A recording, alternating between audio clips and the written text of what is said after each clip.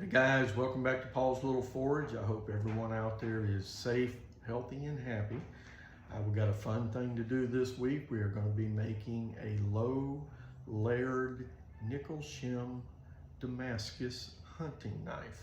It's going to be fun. So here's our steel laid out for the Damascus knife that we're going to build. So this is going to be our center core right here.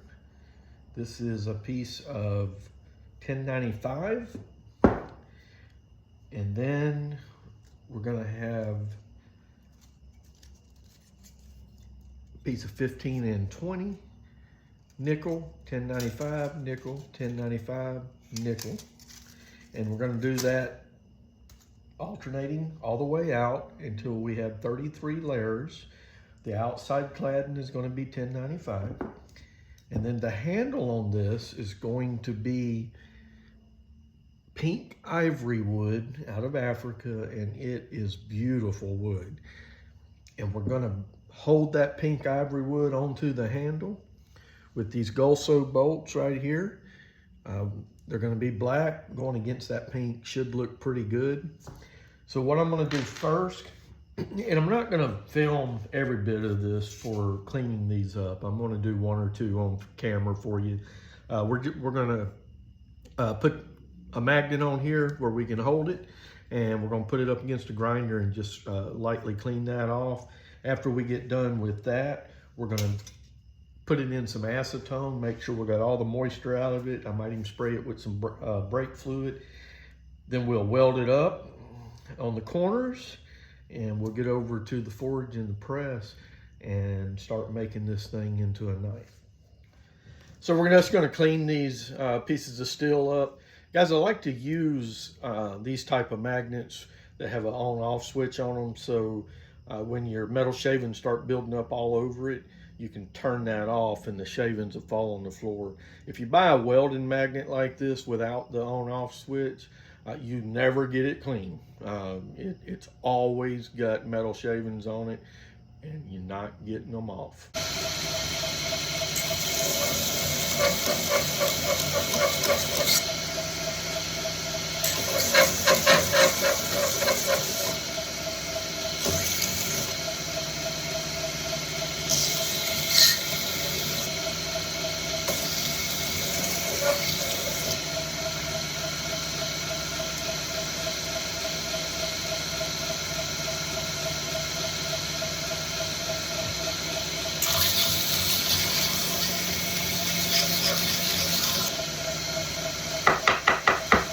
This is our shims all cleaned up. These ones you're looking at are the nickel and the 15N20. This is the 15N20 here. And then over here, still sitting in the acetone overnight, is all the 1095 that we're going to use. It should be pretty clean by now. And then if you look back here, this is the style of knife we are going to try to make. So we got all of our pieces laid out now.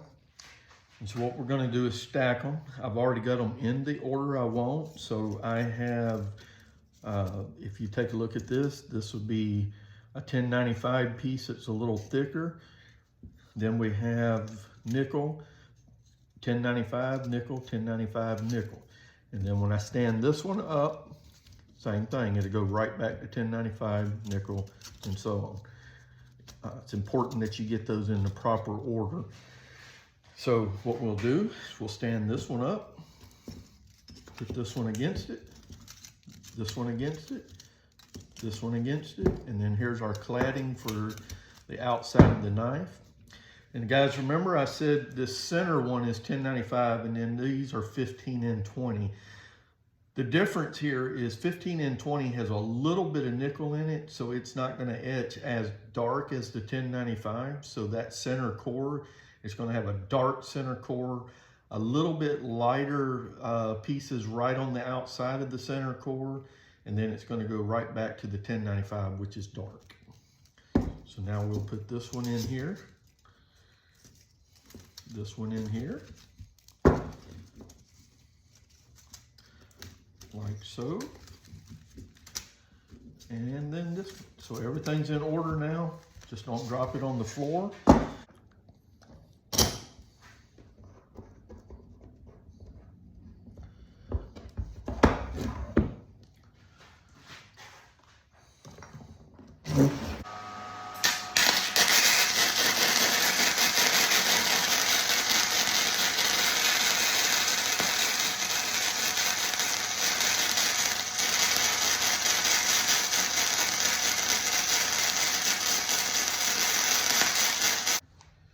So here we are, all welded up. A little bit of splatter on the outside. That ain't gonna matter too much. But I do have pretty decent welds. I'm not a good welder like I've told you guys before, but it's held together.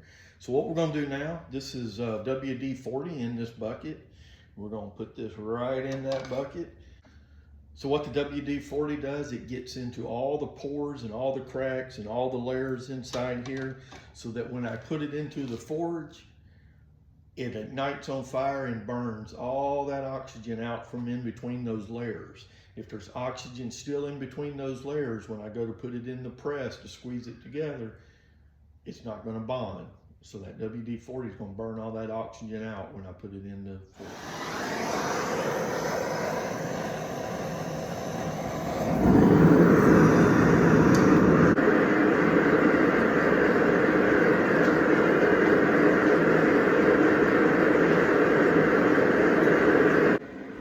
Just showing you here that I need to get this piece of steel stretched out to 9 inches.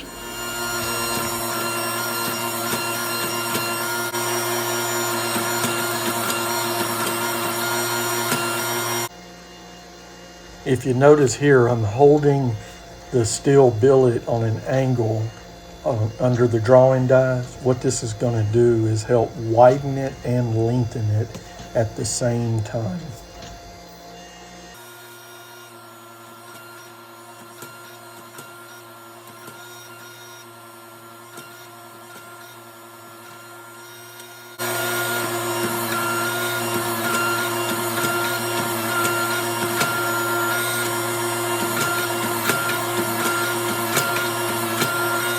So we're going to grind some lines in here, and then when we go back into the press, after we get this out of the forge, we're going to go into press.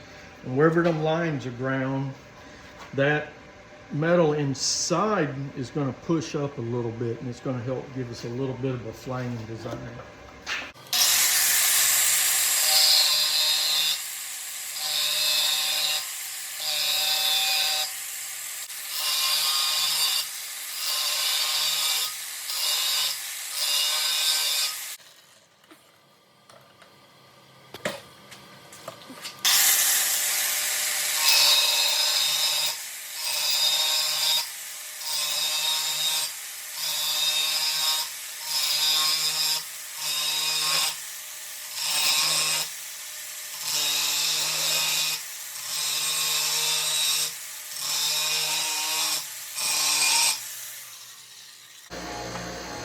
So now we're going back in the forge and then back in the press again, so that we can get all those grind lines out of the surface of this billet.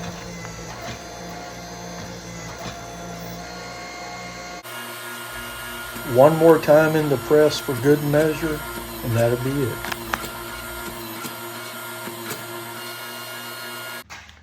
Little change of plans, guys. After I got this piece of steel drawn out, it was much bigger than I thought it was going to be. And so, I could go with this, and that would be really a very nice knife. But I'm thinking to save this template for the next one, and to use very similar to what we did in my last video. Only I'm going to make a change here. I'm not going to mill down and put a finger guard in here. I'm going to have an integral finger guard, and then the pink ivory handle will go on, and it will kind of just look come up something like that, and we'll have that finger guard to keep you from getting your finger cut off.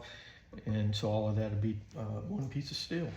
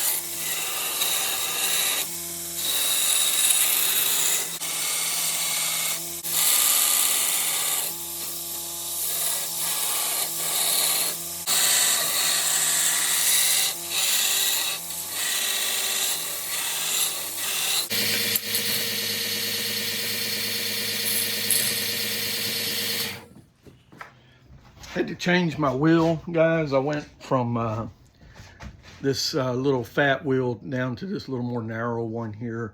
It's going to work better on this knife. So that's all.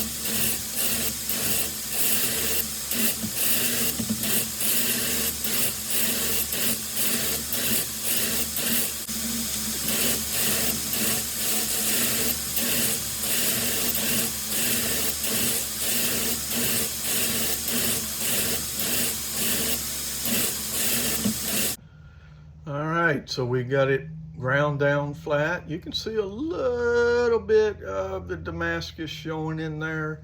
Looks pretty good, actually.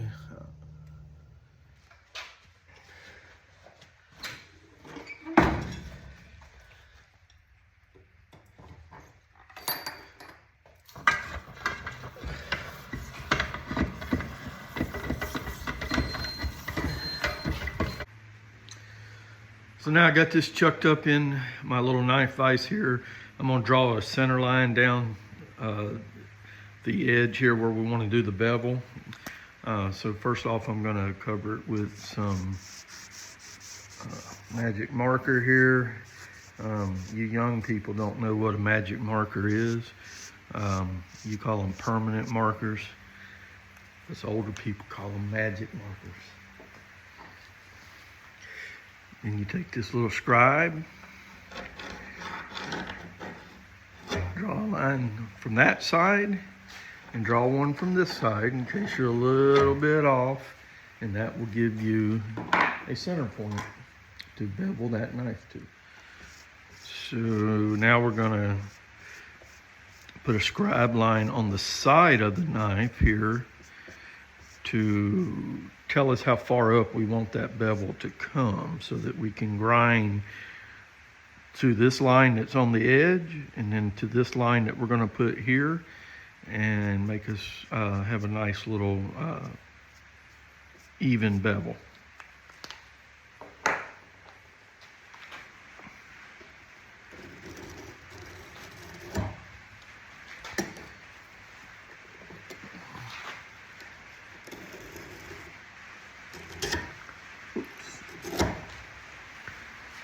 A little boo-boo there. One last thing, we're going to put this file guide on here,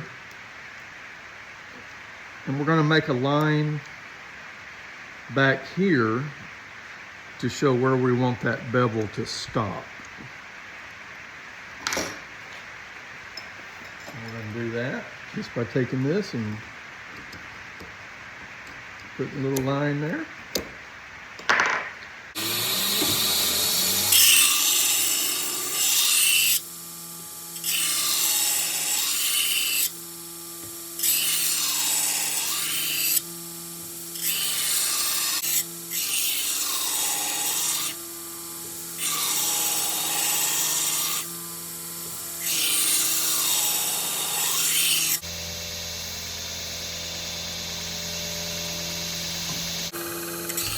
Here I've moved from a 40 grit belt up to a 120 grit belt to help smooth out those bevels.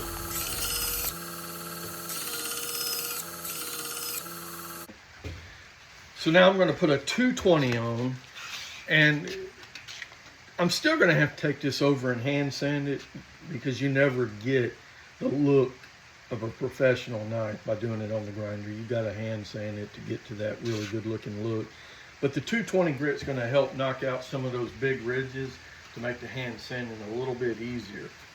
Now, I will still start the hand sanding at 120 grit, but it's just easier to get the lines all going straight on the knife in this direction instead of this direction. That I don't have as much to grind out.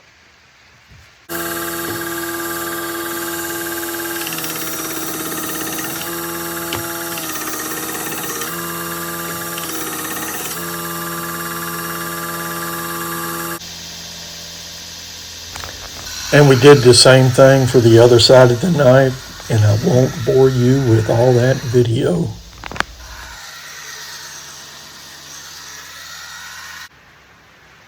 So we got everything done up to beveling the knife. You can see the bevel there.